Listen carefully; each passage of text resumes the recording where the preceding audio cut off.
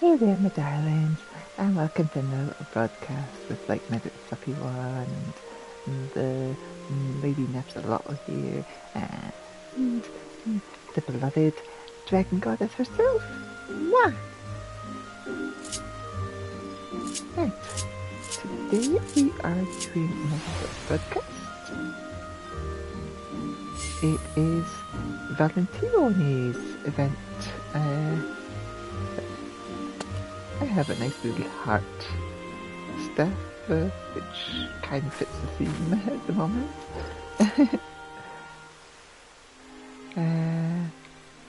Let's see, are we broadcasting? Let's just make sure.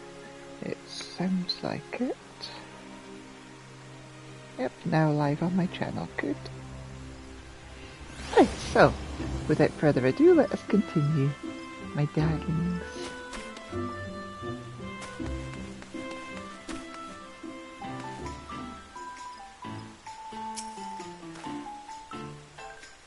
Good morrow to you, adventurer. May the flowers of love ever blossom in your heart. If you should desire to learn more of Valentione's Day festivities, please do not hesitate to ask. I shall be only too eager to share with you everything I know. What's with all the hearts? We of the proudest guardian house of Valentione spread ourselves across the Eorzea this day in the hopes that we may give pleasant sweethearts the courage to take their first steps together. Hearts across this fair realm torment themselves with unforespoken ardors. Thus we have crafted events to inspire even the shyest of souls to confess their hidden feelings. What is Valentione's Day? It is a time of celebration when we honor the life of Countess Arabelle de Valentione, a high lady of Ishgard who struck out against her life of cosseted detachment and risked all in pursuit of pure and all-consuming love. In the years after the Countess's passing, a tradition became established among the Ishgardian populace. Every year at this time would they strive to emulate the passion of her bravery by plucking up their own courage and bestowing a token of love upon the object of their affections. Who is Astrid? The Lady Astrid belongs to the newest generation of House Valentione's emissaries. As descendant of Countess Arabelle de Valentione, the desire to see others' hearts skip a beat runs in their noble blood. If you would aid this diminutive avatar of love in her efforts to saturate the realm in ardour and affection, then you need but make yourself known to her. Who is Emile? Emile is a Gridanian native and an apprentice emissary of Ardor. Alongside Lady Astrid, she strives to support those in need of a little push in their pursuit of love. She is always happy to meet new and old faiths alike, so I encourage you to seek her out should you wish to make her acquaintance. Who is Lisette de Valentione? Lady Lisette is the former head emissary of Ardor, and even now there are none who stoke the fires of passion in the Eorzean hearts more than she. Having passed the mantle of leadership to Lady Astrid, she has taken to independently attending those in need of guidance with matters of the heart. Who is Hortenfence? Sir Hortenfence is an emissary of Ardor and the fiancé of Lady Lisette. Years ago the lady found him on the verge of death and plucked him from its encroaching claws. The two were eventually reunited summers later, and they vowed never again to be apart. Sir Hortenfence has passionately aided others in finding love for themselves ever since. Who is Kupla Koop? A Mughal who has laboured long in the ways of love, by travelling hither and thither, and even yon to deliver gifts, missives and packages to the realm, all in the name of ardour and affection. Of course, his contributions to Valentione's Day festivities over the years have been nigh incalculable. Many are those who make wishes upon his heart-shaped palm as they pray for a love to be requited, or for their heart's desire to be realized. He is first and foremost an emissary, however, so should you require a special delivery to a special someone, It is to him you ought to turn.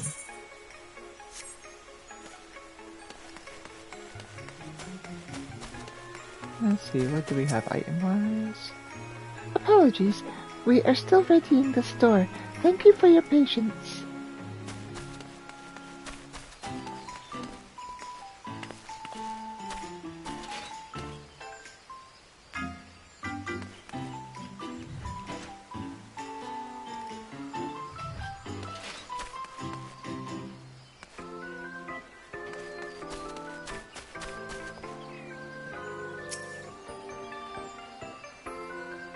Oh, whatever shall we do?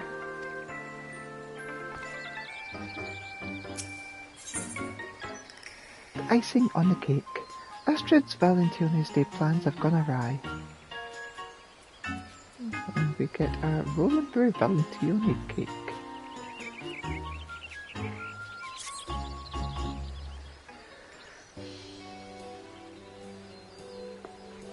Oh, well met, friend. I am Astrid, emissary of love and ardour. Though the Valentino's Day celebrations are underway, I'm afraid that we are still preparing for the main event of the day. Why, if it isn't Elita, it is a pleasure to see you again. Oh, you look nice and cozy. We're in dire need of assistance to see the festivities get underway. An adventurer might be just what we're looking for. If it's not too much of an imposition, might I ask for your aid? Leave it to me. Oh, thank you. We've been hard at work getting everything ready for today. I even designed this fetching new outfit, and everything was perfectly in hand until we ran into a spot of bother. Allow me to explain. To celebrate Valentino's Day, we were to serve rather generously sized cakes to be shared with one and all. However, operations ground to a halt at the last minute, leaving our plans and cakes half-baked. The emissaries dispatched to assess the situation should be returning presently with further details. Would you mind joining us at the amphitheater entrance to meet them?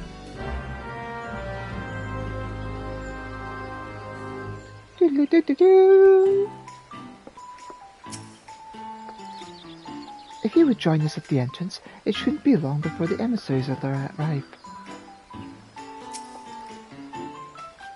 It's most heartening to have your aid. The giant cakes are the keystone of this Valentino's Day, you see.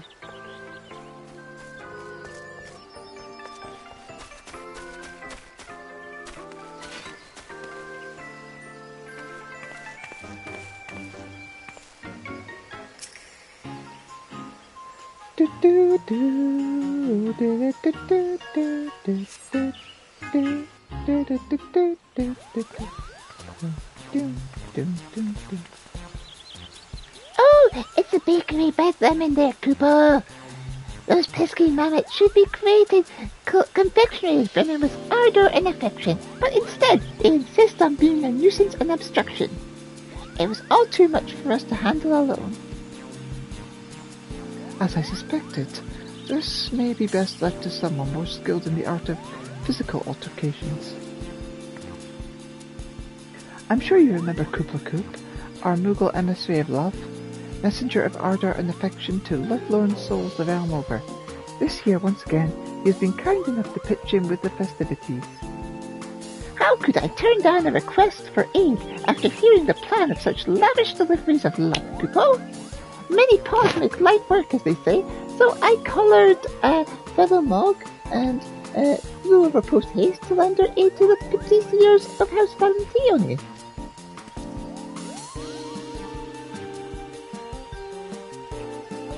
These deliveries of love are nothing less than the cakes in question. Valentino's Day is a time to foster affection for one another, and how better to do so than by sharing a sweet treat? When we shared our vision with Kupla Koop, we soon came to the realization that we would need a facility capable of baking confectionery of colossal proportions. As luck would have it, there was an old manor in the outskirts of the Twelveswood, so House Valentino snapped it up and turned it to a grand patisserie. Everything was falling into place. And until the bespoke mammoth patissiers commissioned from the Goldsmiths Guild went on a rampage.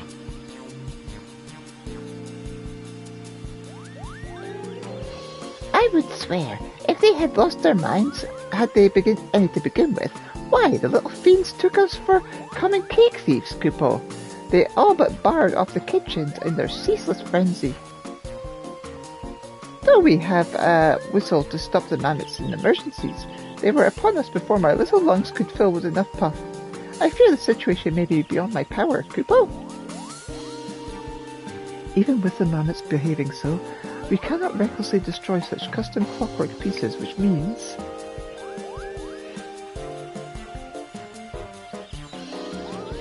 Please, Elita, you're our only hope. Will you dodge the malfunctioning mammoths, decorate the cakes, and save Valentione's day? For the sake of those eagerly awaiting the festival, I beg you. It'll be a piece of cake.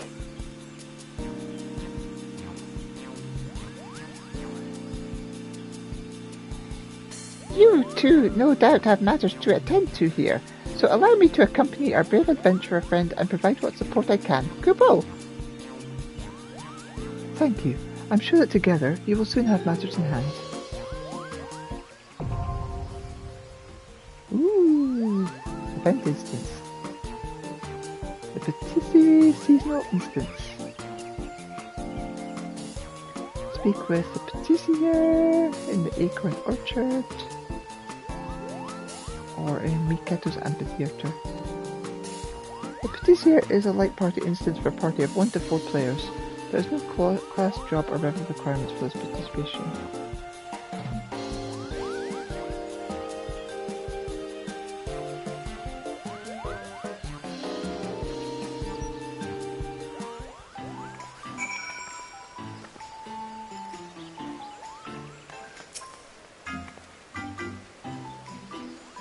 Valentione's cakes are a classic way to celebrate, so we thought it would be fun to have special, enormous cakes, all lavishly decorated with love and care. The preparations have been quite a lot of work, truth be told. Still, Astrid has her reasons for deciding to serve such grand cakes to everyone. I'll do whatever I can to see her plan succeed. But for now, that success rests on your shoulders, Elita.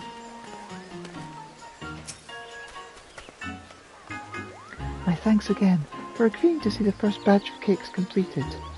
If you speak to a House Valentione patissier, it will escort you to the patisserie. Allow me to express my thanks for your assistance too, for I am most eager to deliver a freshly baked slice to a dear friend of mine, Kupo. In preparation for the festivities, we used our Moogle magics to ripen an array of fruits, both seasonal and otherwise, which we brought along with other suitable decorations. Feel free to leave the recipe and design to me. We cannot allow this setback to stymie the celebrations, not when many have worked so hard. Come, adventurer, and let us show these mammoths the power of love.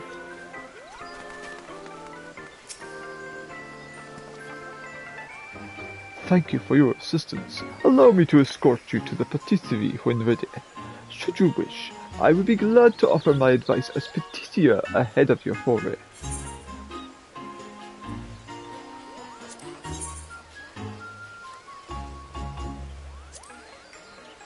The mammoths of the patisserie consider all who step foot within its halls to be intruders.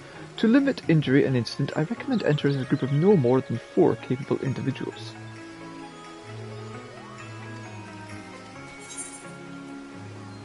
What should I expect to find? Decorate as many cakes as possible, while avoiding interference from the rampaging mammoths. Couple Coop will take charge of recipe selection and direct your hand accordingly. It would seem that the mere sight of completed cakes drives the mammoths into a further frenzy, though they appear to return to a more docile state once all intruders have left the patisserie. Pray take care when you remain within. Ingredients requested to the cake stands, and artfully decorate as many giant cakes as possible within time.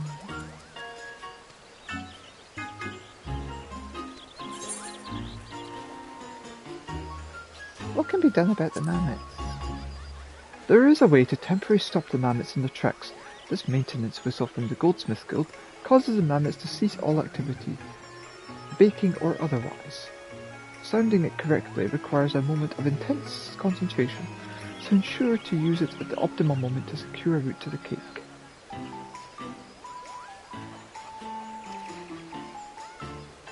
The duty action bake-off can only be used when your hands are free and unencumbered by ingredients. It will temporarily render any mammoth within range unable to move. Okay.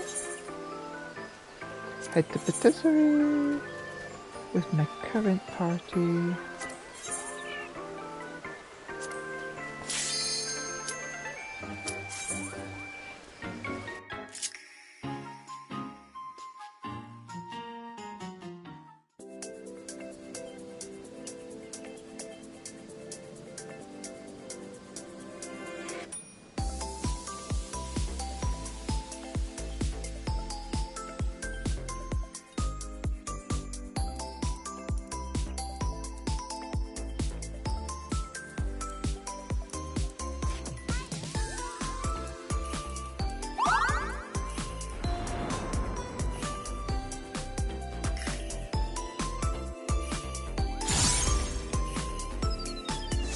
Nibbling will be punished! Protect the cake! Protect! Nibbling will be punished! Cake, protect the cake! It's a simple matter of carrying ingredients from the shelves around the room to the central cake stands. The ingredients you need are no doubt twinkling with anticipation. Kubo! There is, of course, the matter of the mammoth patissiers. Should they spot you, use the whistle to temporarily disable them. First up, 1 heart berry cake, if you please.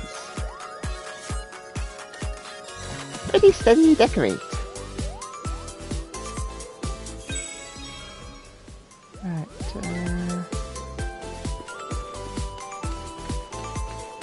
the ingredients are on the shelves around the room. Fetch the ingredients in the recipe.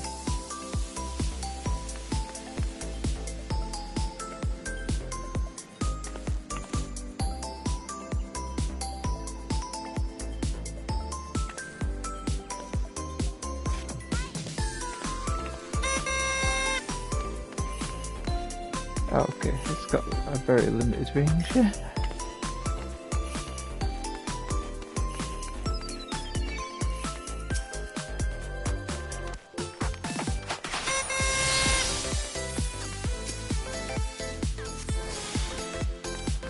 Once you have the ingredient in hand, bring it to the cake stand in the centre. Kupo! Take care to avoid the mammoth patissiers.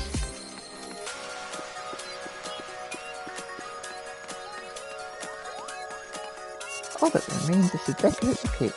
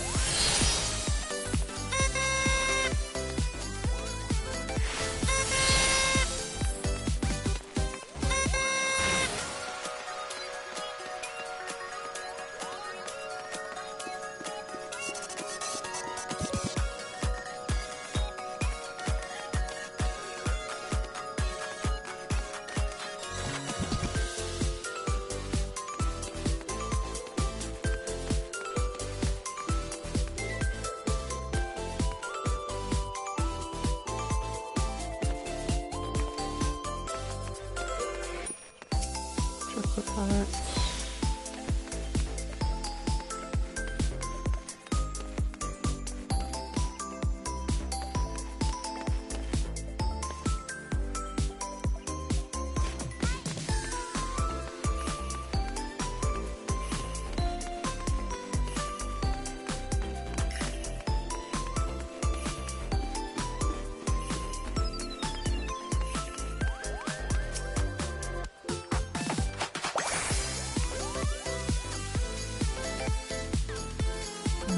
That's one stage done.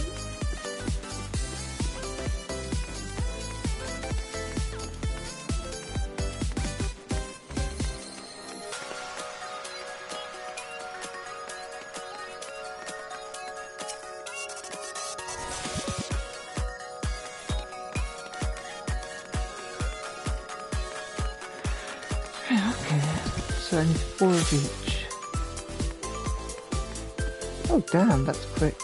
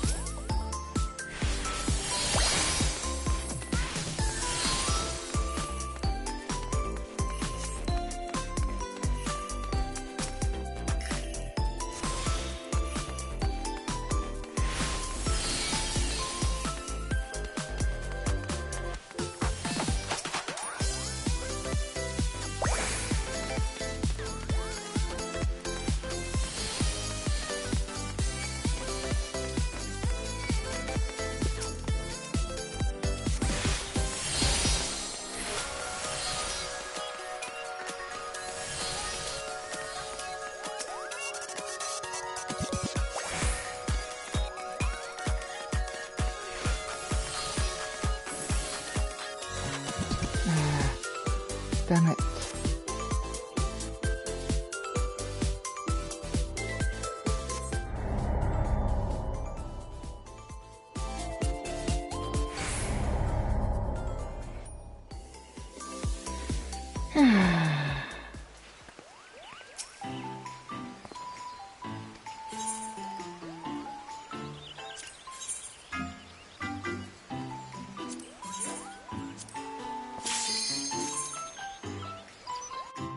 Now I know just to ignore the...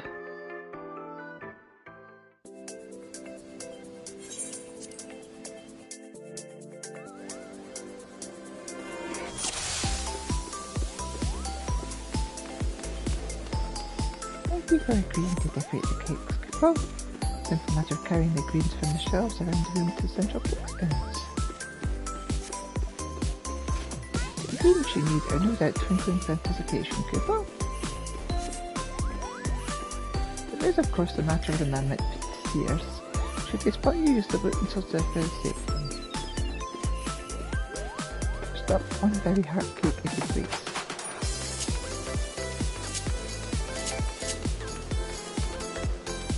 Steady decorate.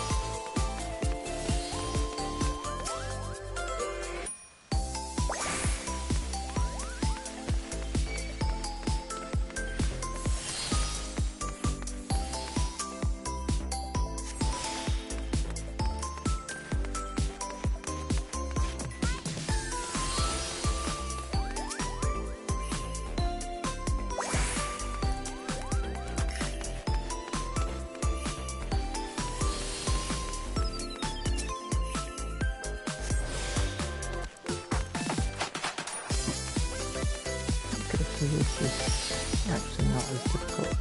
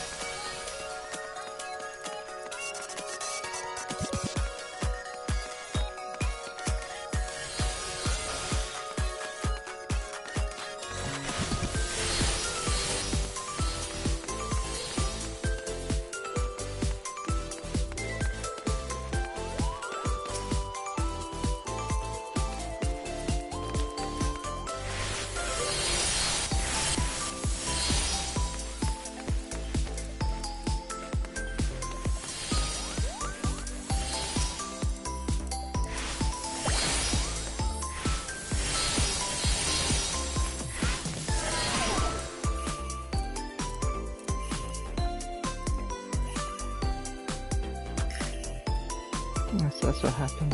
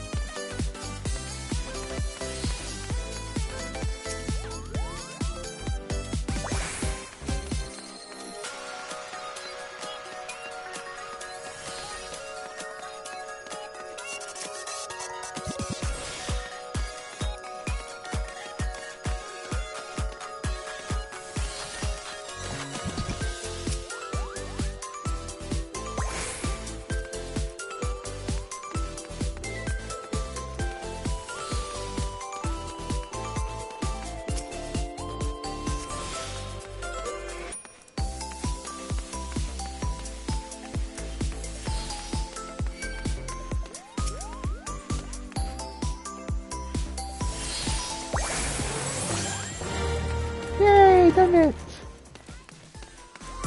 The heartberry cake is complete, and what a fine cake it is. Let's see if we can create a character pistachio cake next.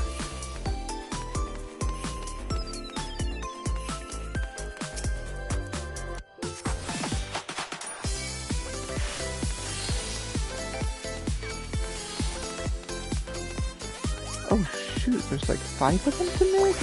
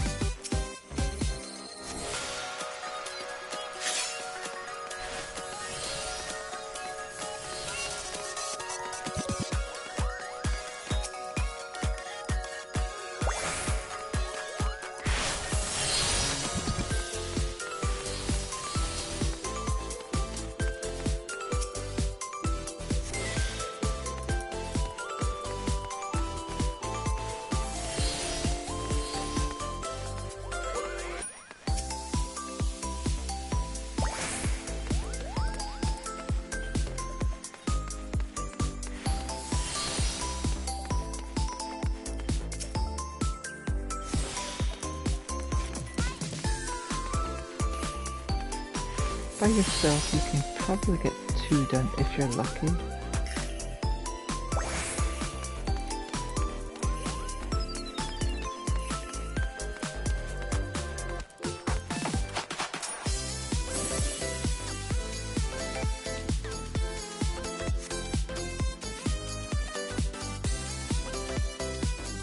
This cake's from Lone Spices, so why don't you put your heart into it?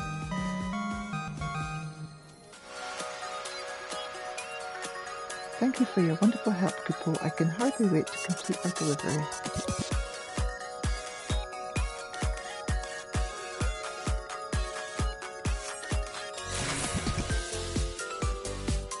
$41 Dawntrail Day chocolates.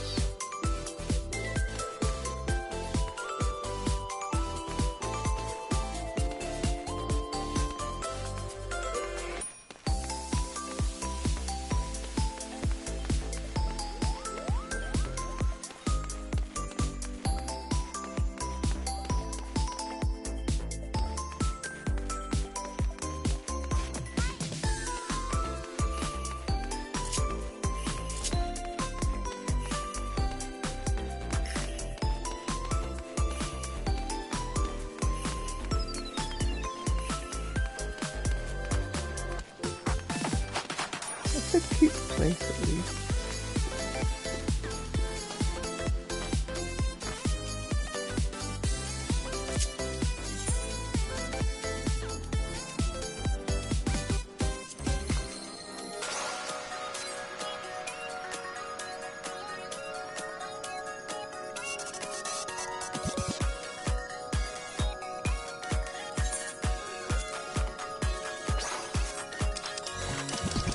And you're going to do like little cheap poses here.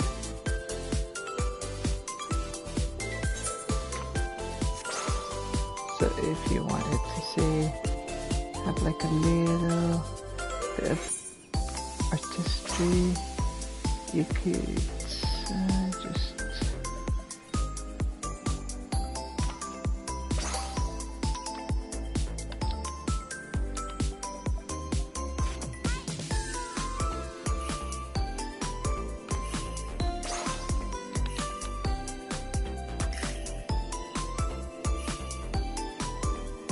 something like that.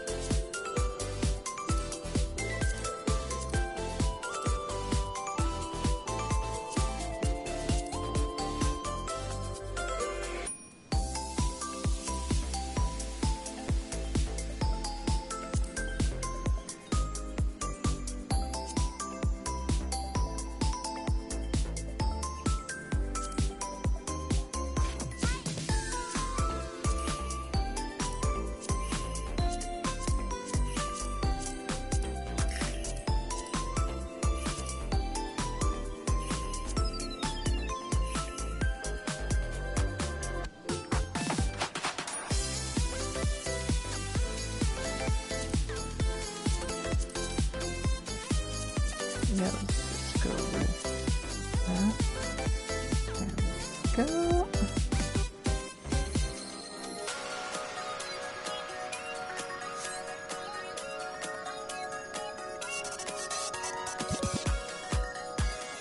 Let us take off the camera briefly.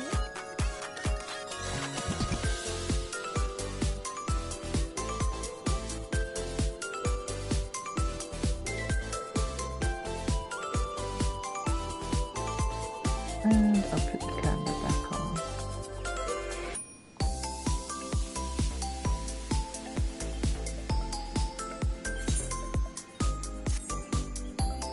You can probably do a lot of fun things with this area if you want to have like people like wearing like baking hats in here and like standing amongst the cakes if you wish. But for now, I'm just gonna leave you.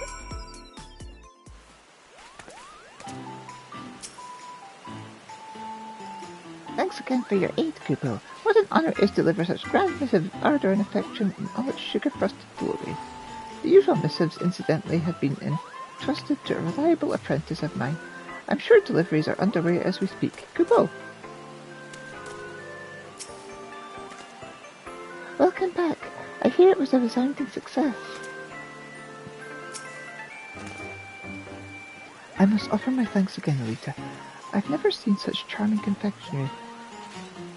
Now we can finally get the festivities underway. That said, with such a large-scale operation, we can hardly ask you to oversee the production of each and every cake. Would you be able to share the secret to your success?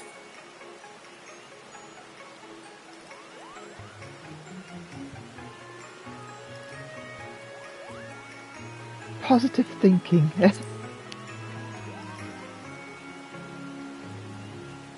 So it's a case of using your finely honed physique and mental fortitude to push forward, boldly withstanding the heat of the kitchen. I'll send a request to the Adventurers Guild and ensure they include this sage advice. I'll see to it the appropriate transportation to the amphitheatre so we can get the cake served up. Although I'm glad the celebrations can finally begin, I can't help but wonder what drove the mammoths to madness.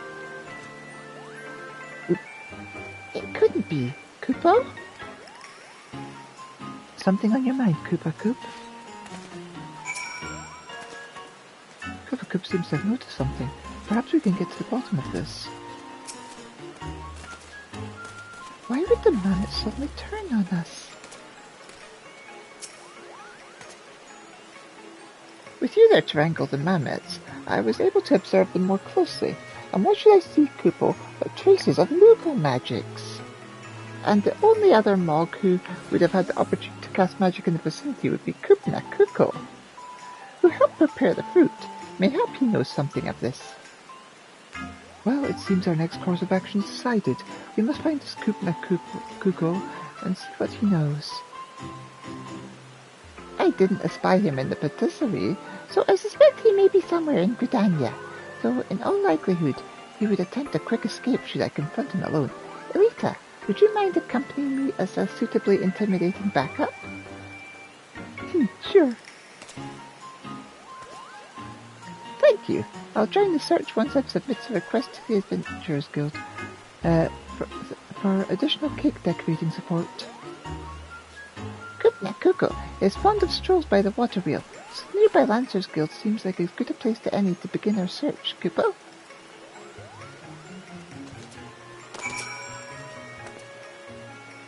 Thank you for agreeing to look for this Kupna Kuko fellow. Once I've submitted the request to Adventurers Guild, I'll join the search.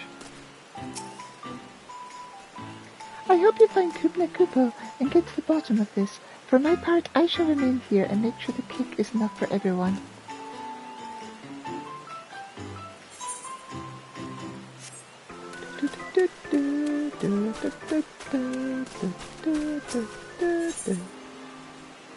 To the Lancers Guild.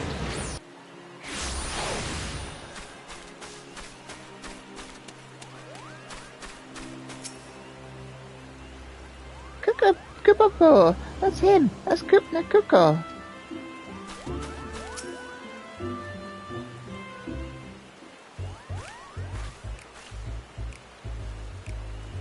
Kupo, oh, I can picture it now. Dozens upon dozens of cakes being presented to the adoring public. For the mammoths will be hard at work by now. Yes, everything moves according to my master plan. And all these confectionery delights will appear with neither man nor Mog raising a paw. The commotion has been rather greater than expected, but surely 'tis naught but boisterous enthusiasm. Kupo-po-po-po. Kupna Kupo, I believe we found the Mog to blame. Come, Elita, together we shall deliver justice.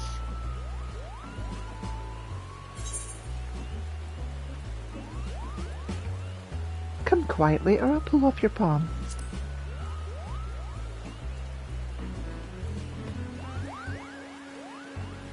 Kupo, who in the name of good King Muggle-Mog the 12th, may his magnificence remain unsummoned in his sovereign splendor, are you?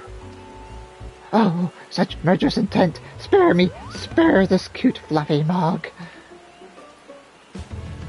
Kupo!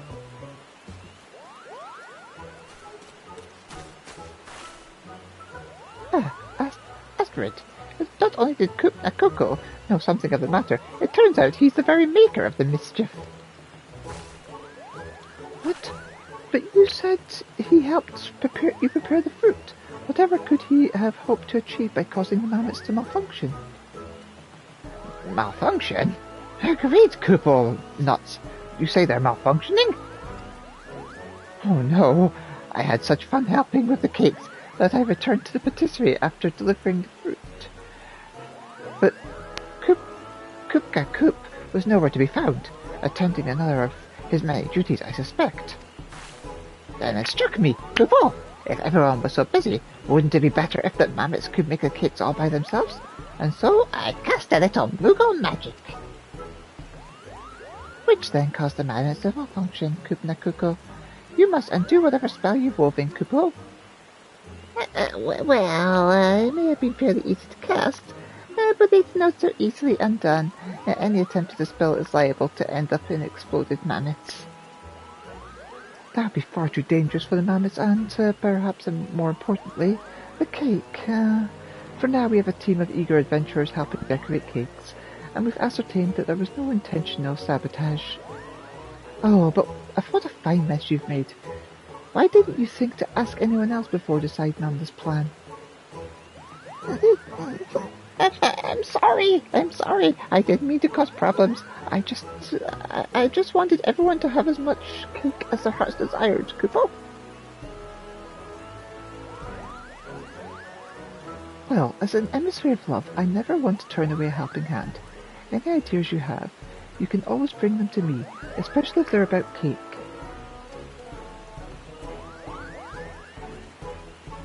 Listen well, Kupna.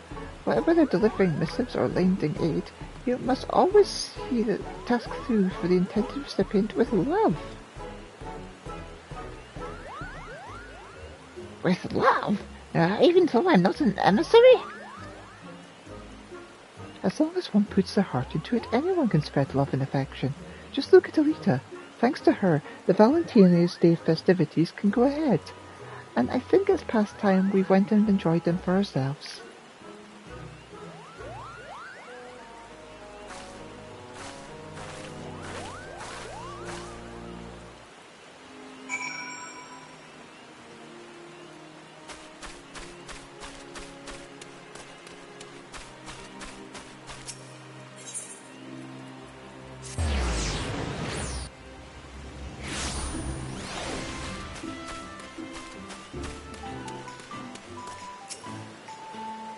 Ladies and gentlemen, you are cordially invited to sample our artfully crafted confection.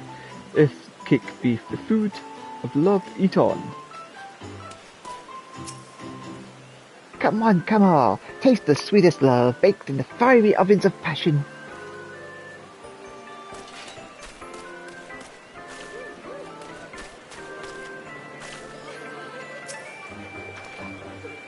Elita, what a pleasant surprise.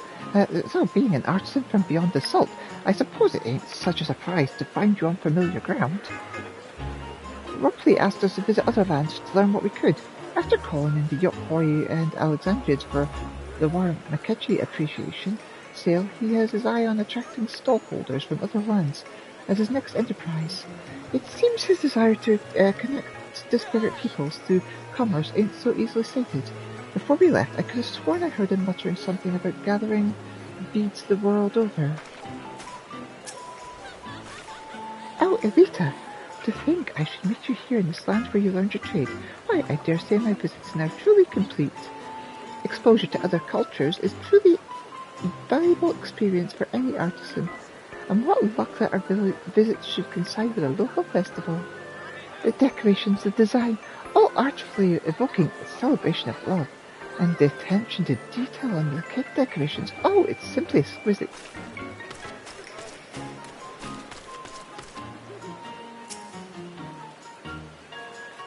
What a simply wonderful array of cakes.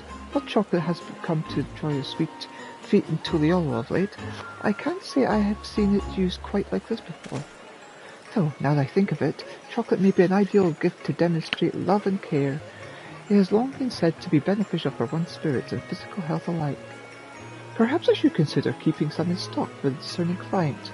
After all, who's to say that medicine more pleasing to the eye and palate is any less effective? Though Rupley saw to the arrangements for our travel, I was somewhat uneasy at the idea of Shioni journeying unattended, so I thought to accompany him as both guard and guide. In my past travels, I encountered the Grudanian festival once before. As I recall, enormous eggs loomed large throughout the city. I remember being awed by the sheer scale of celebrations. I'm afraid I was so preoccupied with preparations for a journey, I failed to heed the explanation of the festival we're currently observing. Celebration of desserts, I take it. Regardless, I shan't complain when served such a delicious cake.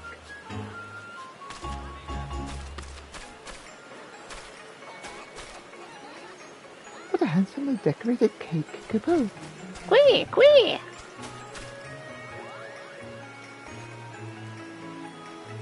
It would be lovely to share a cake like this with everyone. And I'll see to procuring some baking equipment. Aren't you having any? What need have I of cake when I have your sweet love?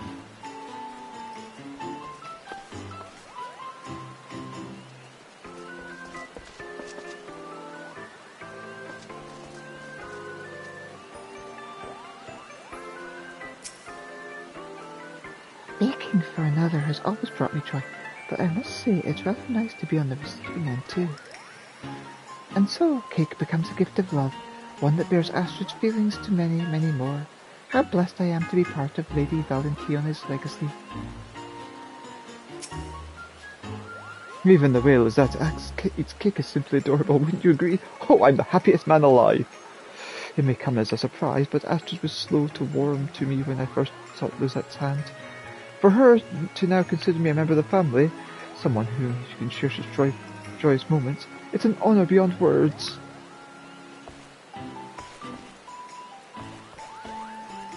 So we all really get to see 3 of the cakes. Now this is an intriguing recipe. Just look at how many cakes we've managed to prepare, and to see everyone sharing a joyous moment over a tasty treat. Oh, it's wonderful to see the preparations pay off. What colossal cakes, and so many, Kupo.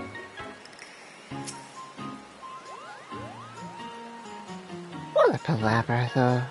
I was most relieved to find Kuko harbored no ill intent, and with my dear friend Elaine partaking in the festivities, I couldn't be happier.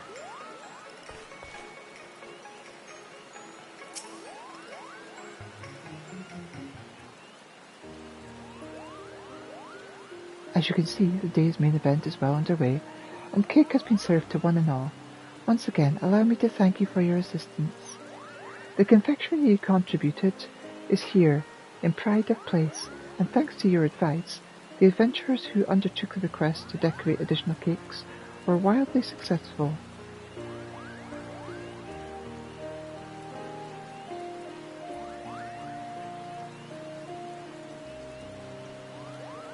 What a light and fluffy texture. Kupo, it's simply divine. And everyone seems to be having such fun. Is that what being an emissary is? Seeing people bask in these warm feelings? Why, this might even be worth the hard work myself, Kupo. Oh, at last you see. This is ardor and affection. This is the essence of love. It looks like everyone's having a good time. And it's thanks to your help that we made it this far. To think we were this close to everything falling apart at the final step. I couldn't bear the thought, not after the hard work Astrid put in to make this happen. I'll not deny that I had my heart set on it. Not so long ago, I came to realize that sharing food and sharing a moment of bliss together is but one form of love. While the gifting of chocolate is the most traditional practice, a part of me hopes that what we've created here today might become a new tradition. Sharing ardour and affection with loved ones and feeling their hearts answer in return. It is my most heartfelt wish that peoples across the realm are blessed with such many opportunities. And so, Elita, if you feel inclined to venture into the kitchen once more, we should gladly welcome additional cakes. Our celebration is just getting started after all. And I must insist that you partake as well. Before you go rushing back to the patisserie, I'll get you a slice right away. And I'll put the tea on. Won't you sit with us a while? I think we've earned this. Sure.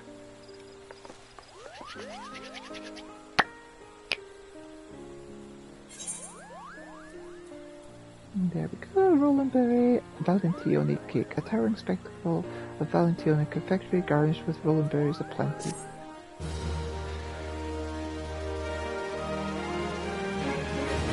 You can now attempt the patisserie seasonal instance again by speaking with the House Valentione Patisserie in Miketo's Amphitheatre or the Acorn Orchard. You may earn Valentione's Day chocolates by completing Valentine's chocolate may be traded to House Valentione made in Miketo Amphitheatre for gear and items.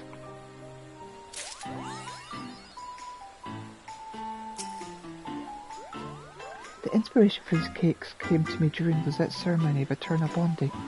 When Lisette and Hortenifes shared the first bite of cake, their love for one another was truly radiant, and when that same cake was served to the guests, it was thought that love was shared with all of us. I thought it would be wonderful if we could create an opportunity for people to likewise give shape to their affection. Which led me to the idea of an extra large, extra loving cake. Won't you have a slice, Elita? This outfit is simply lovely, wouldn't you agree? Well, you're in luck. We're giving it out to those who help bake and decorate the cakes as a way of expressing our thanks. The cake recipes were developed in collaboration with the master patissiers who bake cakes for ceremonies of eternal bonding. We made sure to come up with lots of different flavours to suit everyone's tastes. Which is your favourite, I wonder? Cooper, oh, such wonderful, delicious cakes. And then when I see that everyone enjoying fruits of my labour, quite literally, Cooper, I feel a warm, fluffy feeling in my palm. The guests are positively brimming with ardour and affection, Cooper. Truly, Valentine's Day is a most wonderful time. Should you be inspired to assist with decoration of flower cakes, I shall gladly lend my aid.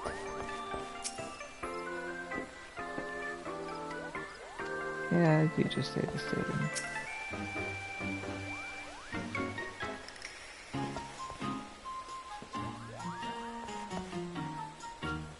Can I tempt you with another?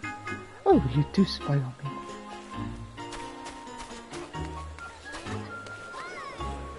Should I take a slice for Cooper Coop? Which one? I understand this need for a cake on a deep and spiritual level.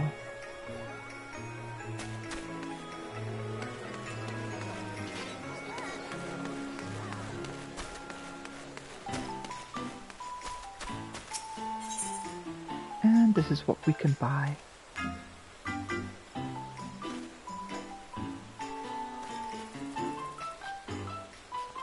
So prismatic hearts, Valentione rug, Valentione's Day advertisements.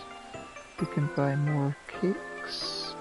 We can buy Valentione round tables and chairs.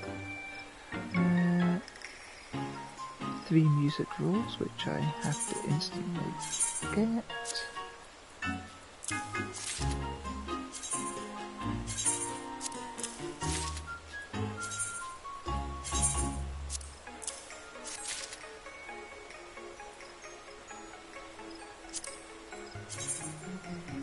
There's the skirt. That looks cute, I like that. I'm getting that instantly.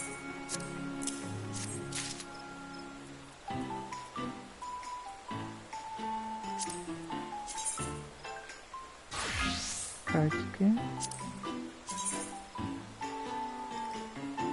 The beret.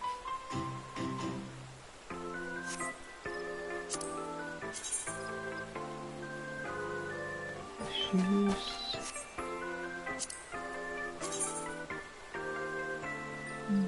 Six. That'll be the men's cardigan.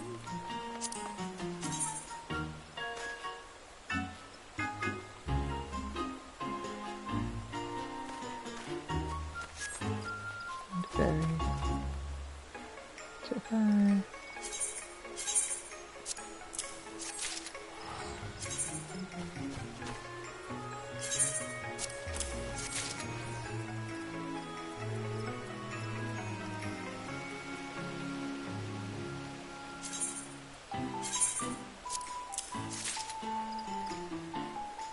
So,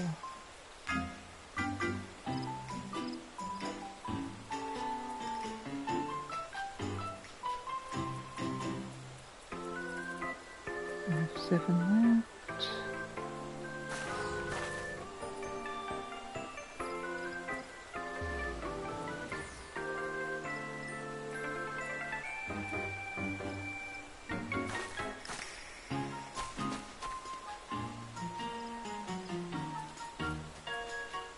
There's several decorations.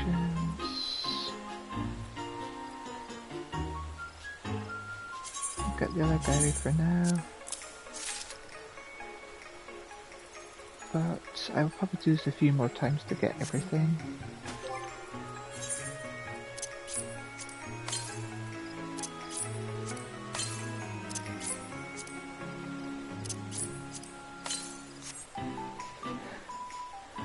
But for now, I believe I need to go to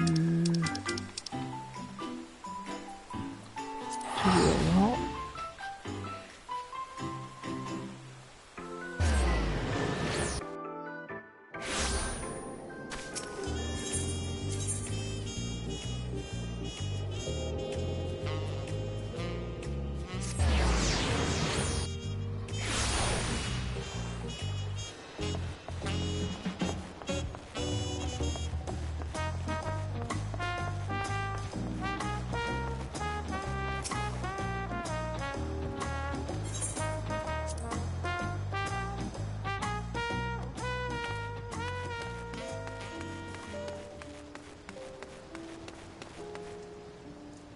Because there is an advancement quest for the relic weapon.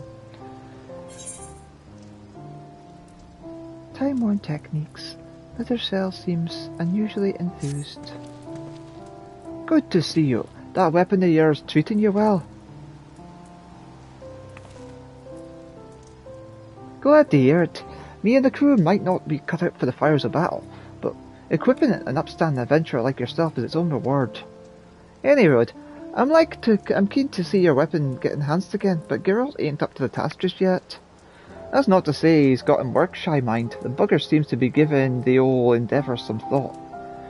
I'm sure he'll tell you what's been his scheming at any rate.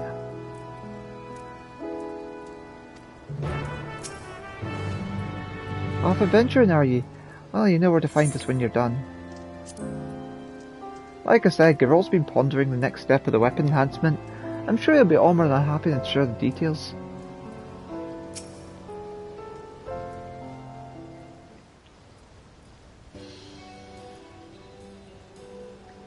Just the lass I wanted to see. It's time we spoke about elevating that weapon of yours. After mastering that ancient technique from the Archive Stone Tablet, I've been itching to expand my repertoire and transform your weapon into something truly frightening. But if we start tinkering without a vision in mind, the progress we've made will vanish into thin air like some bloody conjurer's trick. Which is why I've got the perfect expedition's alcohol scouring the records for the perfect technique. I'd see how she's getting on, but I've had more than a sip or two of rum to pass the time.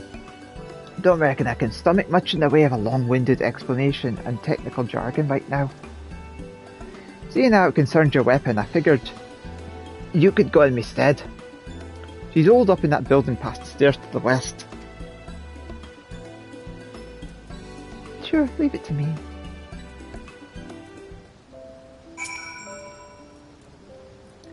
You'll find the archaeologist in the building past the stairs to the west of here. With any luck, me head will have cleared by the time you get back.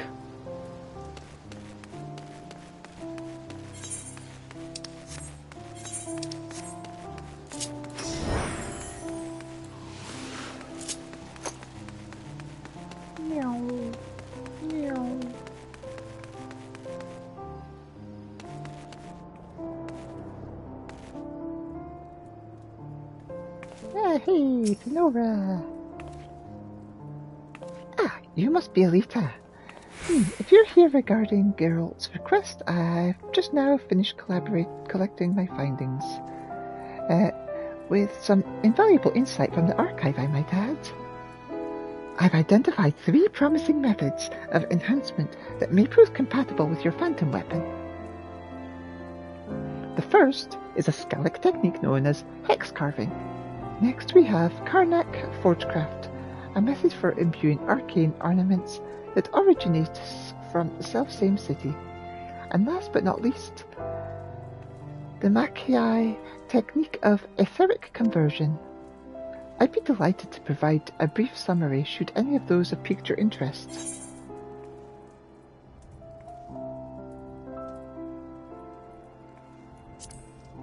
Hex carving? The ruins of ancient Scala were hewn from the dense stone common to Gur Urbania. While the material's durability is second to none, this very property makes it difficult to manipulate. Thus was the technique known as hex carving conceived. Using hammers enhanced with a panoply of hexes, Skallic stonemasons could elicit structural changes within the materials they worked with. I dare say the same principle would also apply to your phantom weapon, allowing for its complete reconfiguration. Karnak Forgecraft? Are you by chance familiar with the fabled warriors of Karnak and their fearsome arcane weapons they utilised?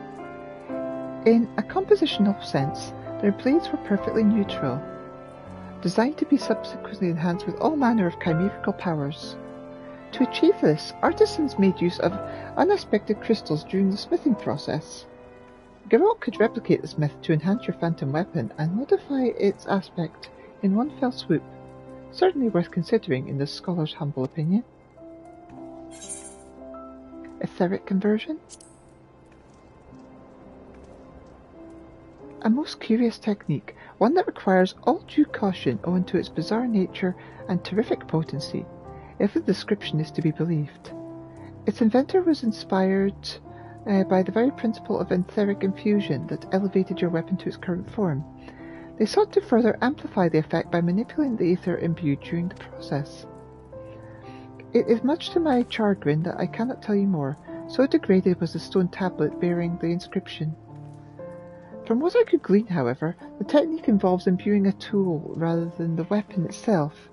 For a blessing, the required materials and overall procedure were perfectly legible, though the same cannot be said for the section regarding the final outcome.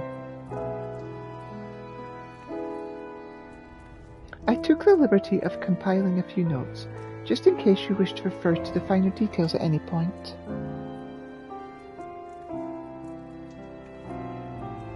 Doubtless you'll wish to consult with Master Geralt before choosing a method to replicate. May your endeavours bear fruit. I trust you'll find something worthwhile among the techniques I selected.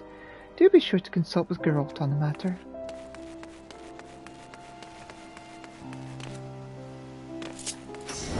Whee!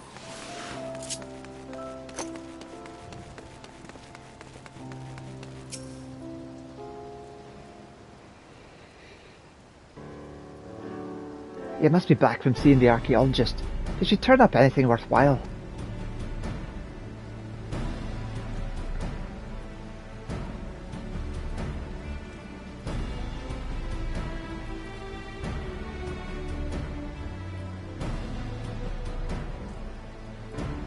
Hex carving, huh? Oh well and good if you're looking to knock lumps out of stone, but I'd never work with a complex creation like your phantom weapon. Karnak Forgecraft's no good either.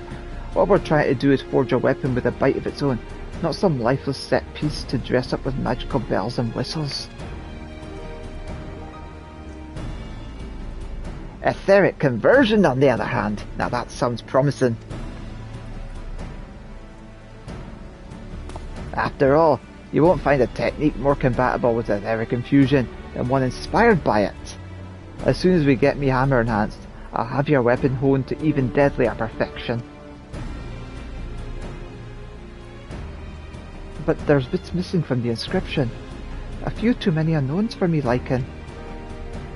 As long as I know what materials I need and what I'm doing with them, we'll be fine. Besides, we faced narrower odds than this before, ain't we? I say we roll the bleeding dice.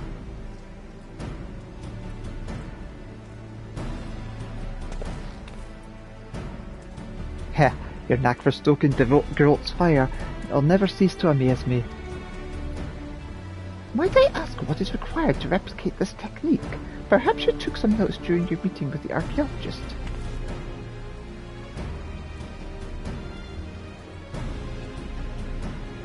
It looks like we'll require some umbral clay, a lump of aspected ether agglomerate, a lump of aspected etheroconductor, and a lump of aspected etherocatalyst.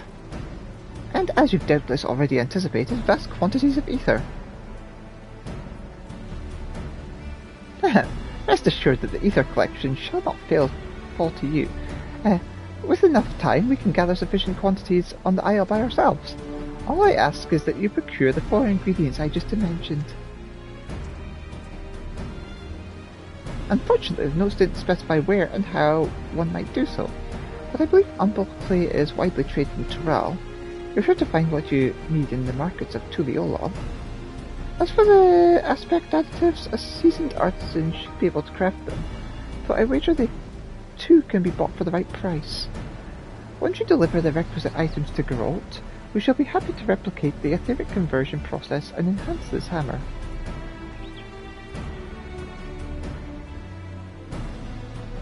Details on obtaining each ingredient are noted in your journal.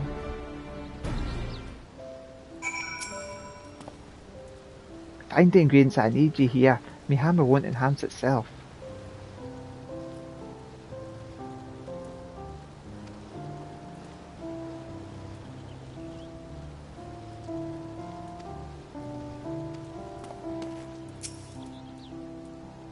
Off adventuring, are ye? Well, you know where to find us when you're done. I hate to burden you with busy work, but we're still trapped on this rock. The ether, though, you leave that to us.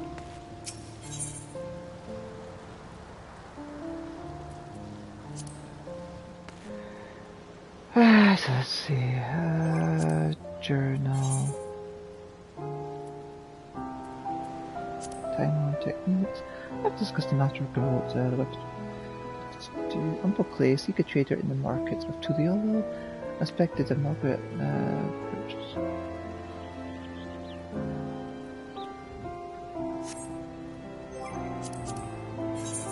Let's see,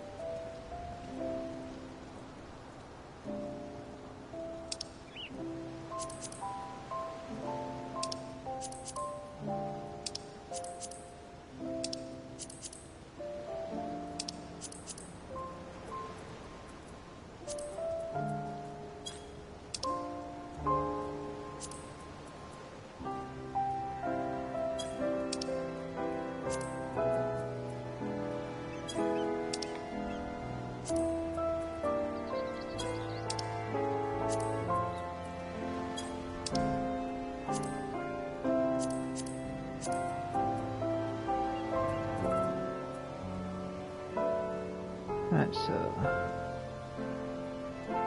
there's that.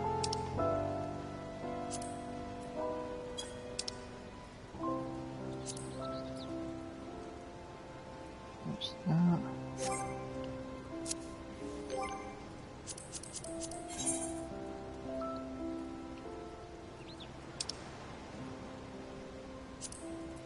If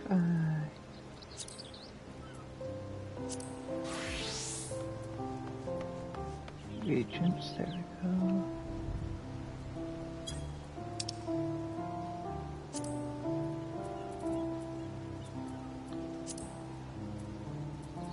Reagents, there we go.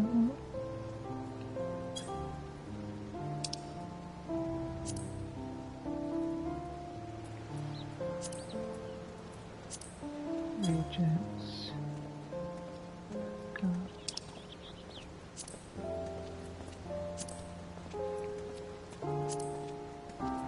Reagents, there we go.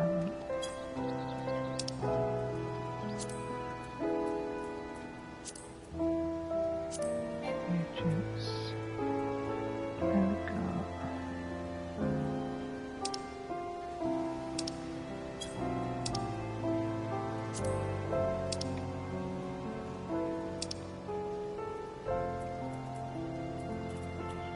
Reagents.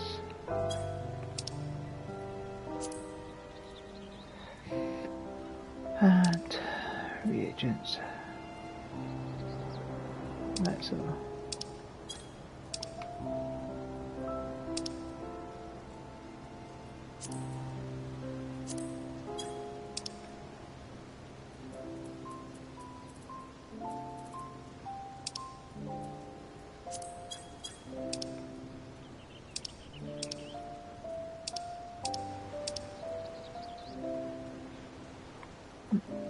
Sorry, there's a knock at the door. I just need to go answer that.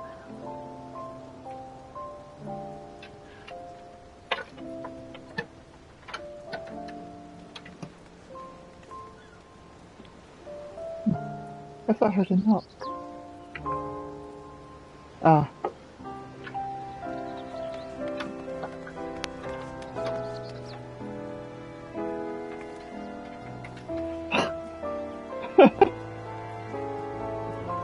Okay, it was just my partner making a noise.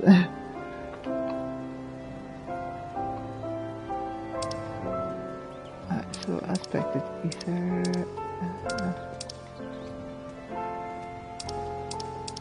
So there's 3 of them that do the ether conductor, 3 of them that do the amalgamate, and 2 that do the ether catalyst.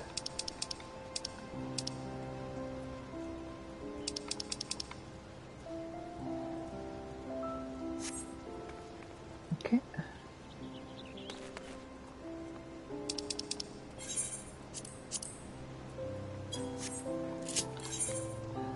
Depending on how much these cost, I might actually just be lazy with this.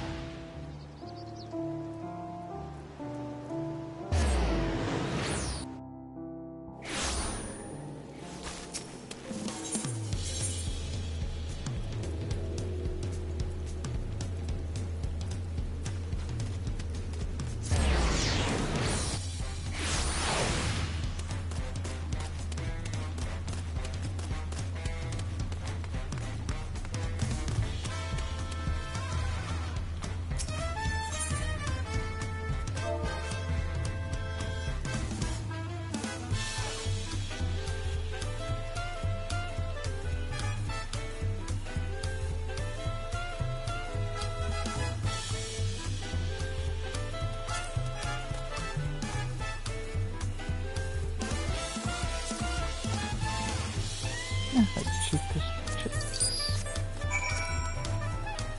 So is that. And so is that.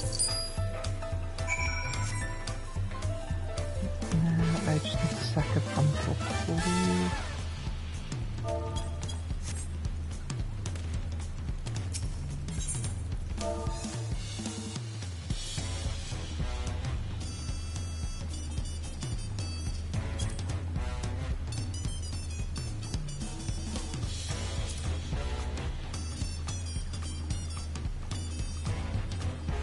Okay, so they're quite expensive. 601. Let's see.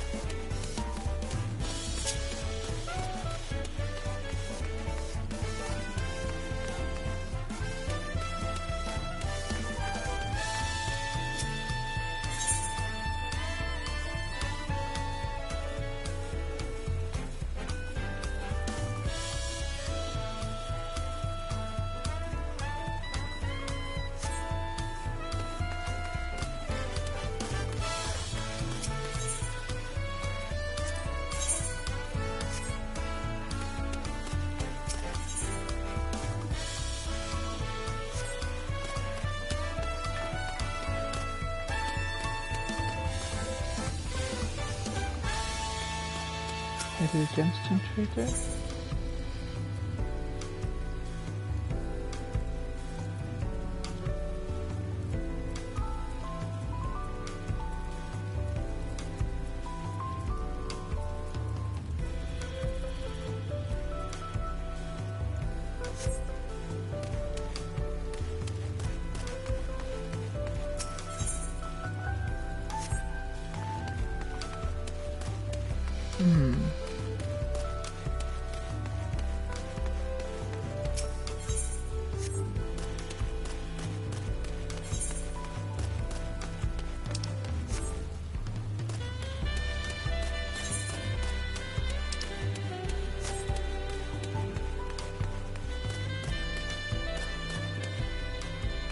There must be a way of getting it that it doesn't require...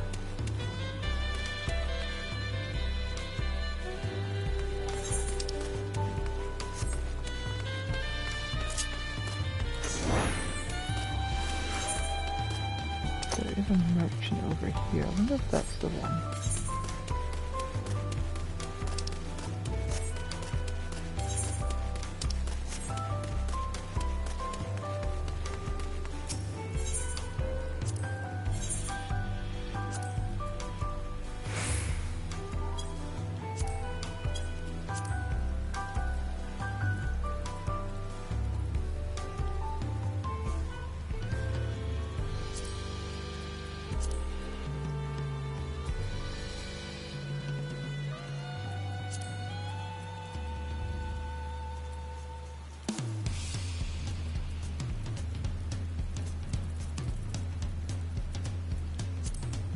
There.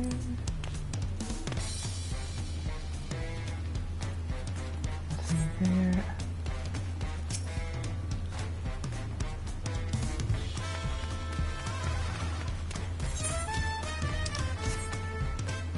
Where on earth did you get them from?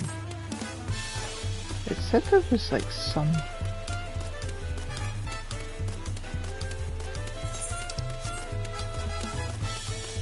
I mean, I know you can get them on the market board, but you must be able to buy them from somewhere. Or make them somewhere, or...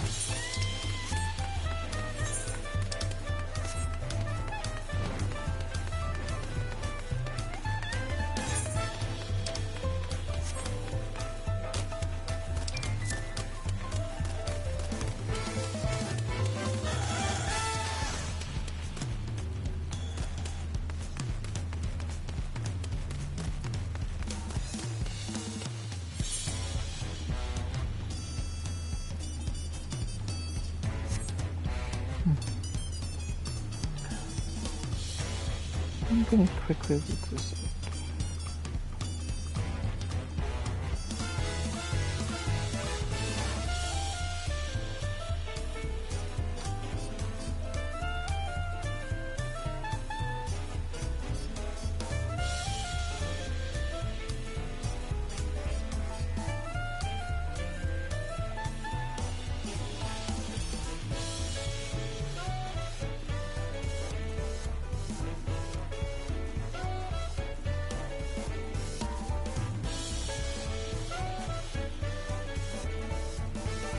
So it can be purchased for 500,000 gil from the vendor Goku in Tuliolo 13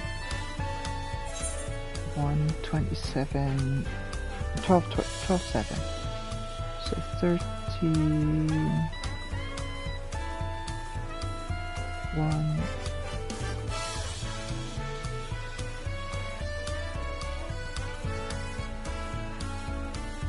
12 7. So that one there.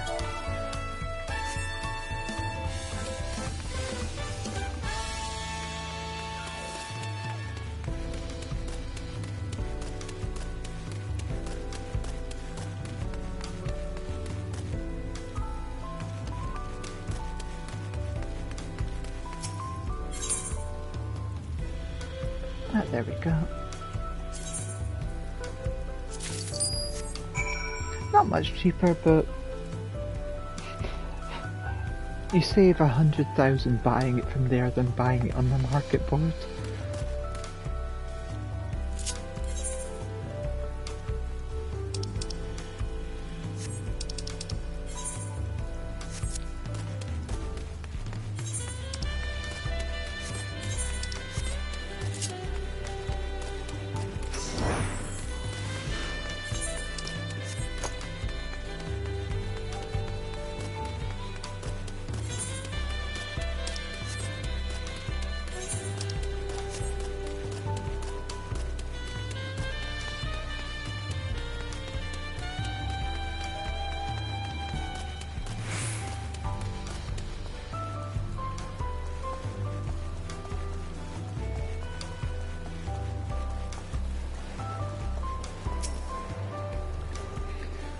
You sense any village? Yeah, travel to the Phantom Village.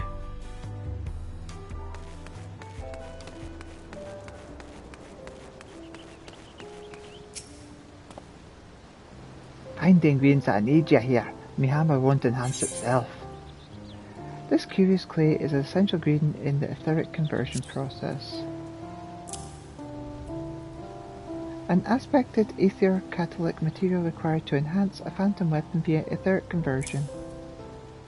An aspected ether conductive material required to enhance a phantom weapon via etheric conversion. A coagulated mass of aspected ether required to enhance a phantom weapon via etheric conversion.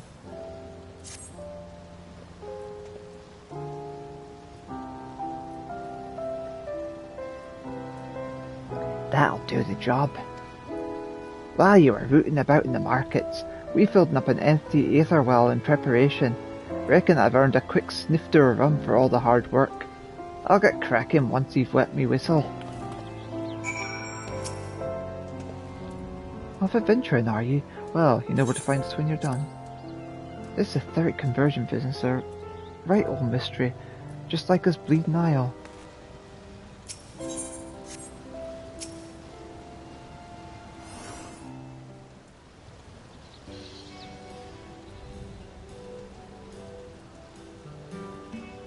Hand over the notes, would you?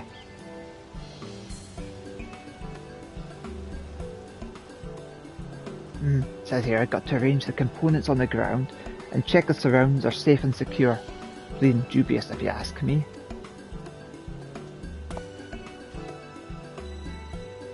Well, it'd be a pain in the arse if anything happened to the ether wells, so I'll set up shop in this big old building. Sit tight, alright?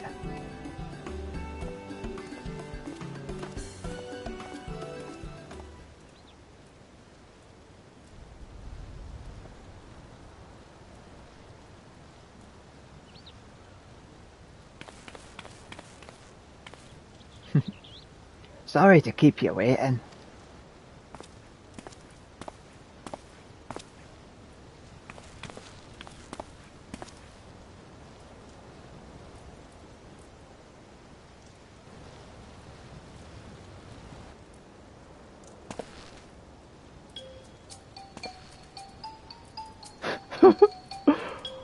What the bloody hell's is that?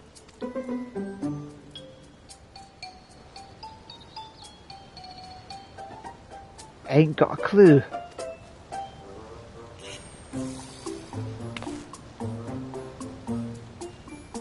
obviously a void scent. And how and why did it get here? Listen, I just followed the instructions. Knead the umbral clay into a pliable state and shape the mass while combining it with the aspect additives. Next, infuse the form with life-giving ether. After that, I just recited the words at the end of the note, and the next thing I knew, this little bugger was staring back at me.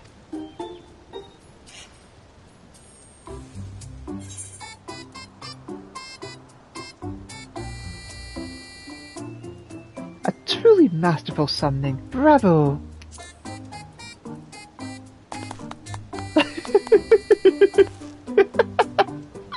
Ha! These God-given hands even work wonders with a lump of bleeding clay. The instructions didn't bear any obvious relation to the summoning of void scent. No doubt that would have been apparent were the missing information to hand. Was this really supposed to happen? Afraid I don't see the connection between that puddle of gubbins and a phantom weaponry. Oh yeah!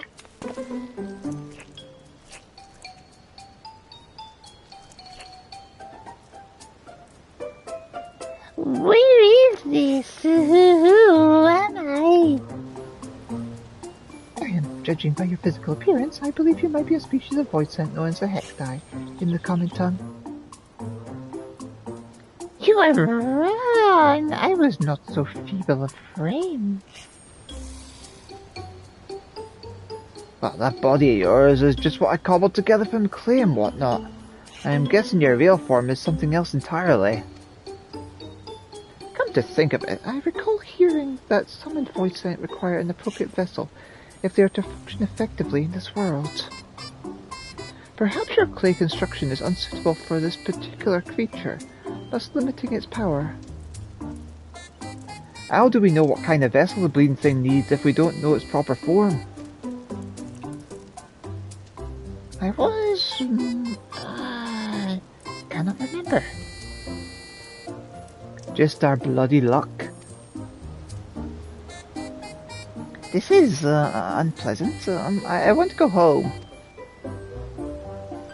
Wait, if you bugger off, we're back at square one. If you need my services, I demand ether. Much ether.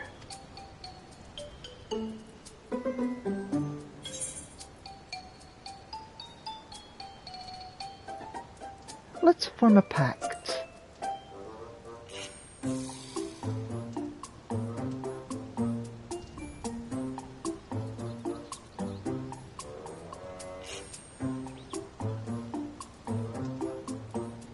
Oh, I sense your ether, sweet ether.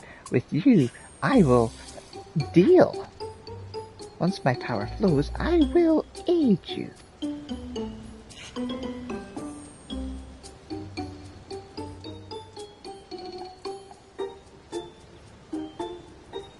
If this is really part of the process, we'll have to help the bugger unleash their true power before we can even think of enticing Geralt's hammer. Either way, glad to have you on board again.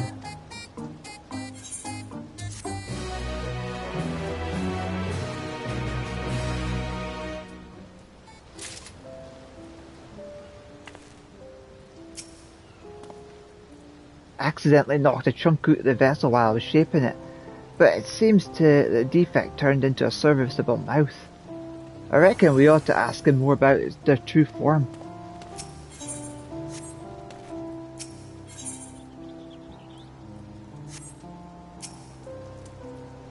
Your ether, so warm.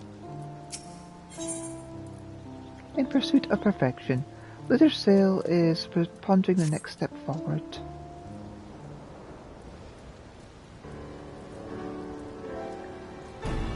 You think the little bugger can't use their full power because the vessel's not up to scratch, right? Does that mean we ought to remake it to match their true form? The closer the representation the better, but it needn't be identical.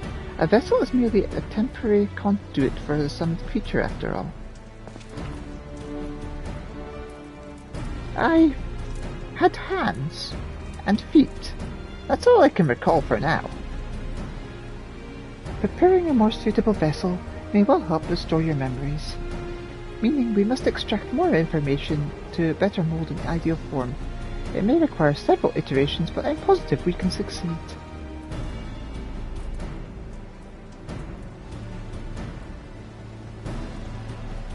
If we're remaking it anyway, I have a mind to work some crystal paste into the mixture. It's clay containing a specific proportion of pulverized crystal, and with it, plenty of aether. Reckon that ought to improve the bond between the bugger and the vessel. And where are you going to get a hold of this crystal paste? It's easy enough to come across, especially on the battlefields and places that have seen combat. 100 portions of the stuff should do the trick. Sounds like more bleeding busy work.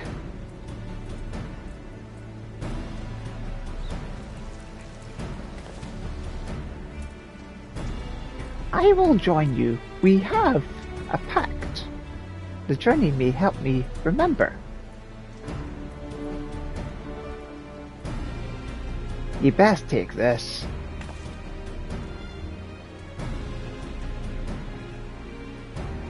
Looks familiar, aye? That's a phantom glass. You can use it to keep track of how much paste is required for remaking the vessel.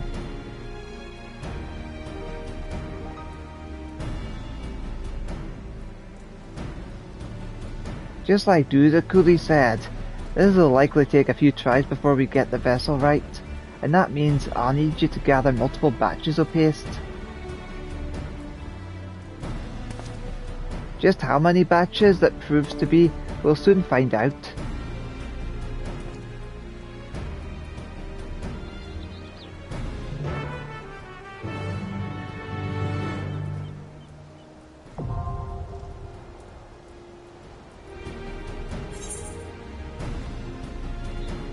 To enhance Geralt's hammer and imbue your phantom weapon with greater power, you'll need to avail yourself of some voice sense strength. Because the creature's capabilities are currently limited, however, its vessel must be built anew. The greater the attunement to said vessel, the greater the power will grow. The crystal paste Geralt requires for this task can be obtained by completing various duties. On the Occult Crescent South Horn, crystal paste can be obtained by critical encounters, excluding the Fork Tower Blood. You may use the Phantom Glass to gauge your progress and confirm which duties crystal paste can be obtained from. Please note that the current quest cannot be abandoned via the journal should you wish to consult with Learsil.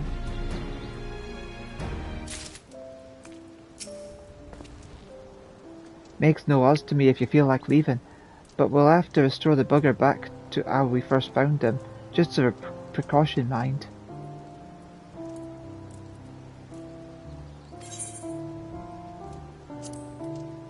I'm guessing the precise instructions for making the vessel were on the damaged bit of the stone tablet. Of course, it doesn't help that the little bugger only remembers that it had bleeding limbs.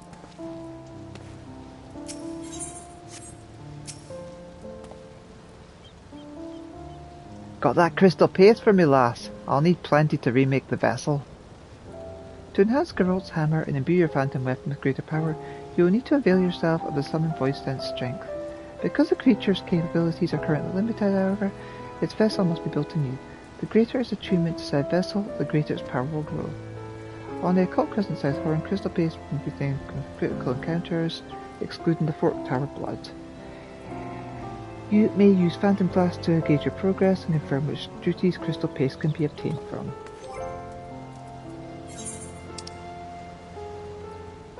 A bespoke-looking glass created by Master Artisan Geralt, used to monitor the quantity of crystal paste required to build a voice-sent vessel.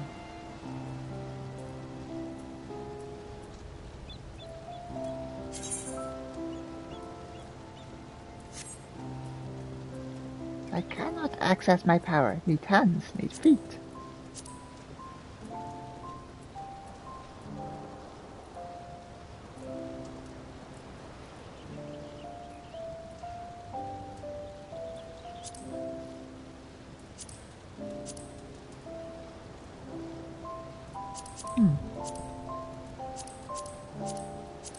Okay, so I can get it from, like, practically most of the things that I usually do.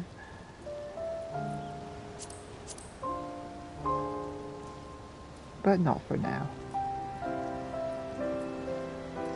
Clay contains a specific proportion of pulverized crystal. According to Master Weaponsmith Geralt, this substance helps improve the bond between Voicent and their worldly vessels.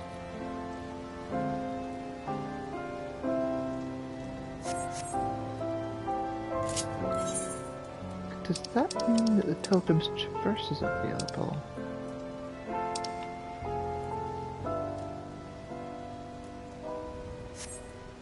Ah, no, the Pilgrim's Traverse is the deep dungeon, isn't it?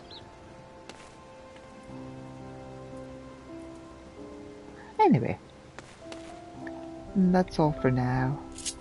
It's going to take a little while to gather materials, and I think that's a good place to stop.